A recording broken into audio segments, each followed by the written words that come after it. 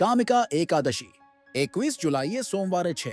તે અષાઢ મહિનાના કૃષ્ણ પક્ષ દરમિયાન ઉજવવામાં આવે છે અને ભગવાન વિષ્ણુને સમર્પિત છે. પદ્મ પુરાણ અનુસાર કામિકા એકાદશીની કથાનું શ્રવણ કરવાથી વાજપેય યજ્ઞ કરવાનું પુણ્ય મળે છે. આ દિવસે ભક્તો શંખ, ચક્ર અને ગદાથી ભગવાન વિષ્ણુની પૂજા કરે છે અને શુદ્ધ ભક્તિભાવથી તુલસીના પાન અર્પણ કરે છે.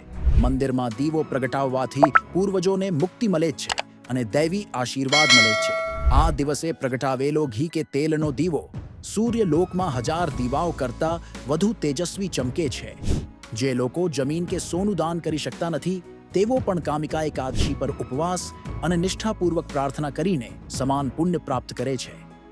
આ શક્તિશાળી વ્રત પાપોનો નાશ કરે છે, યમના ત્રાસથી રક્ષણ આપે છે અને વિષ્ણુ લોકમાં સ્થાન આપે છે. કામિકા એકાદશી પાપોનો નાશ કરનારી અને મોક્ષ આપનાર છે. શ્રદ્ધા અને ભક્તિથી તેનું પાલન કરો. જય શ્રી કૃષ્ણ.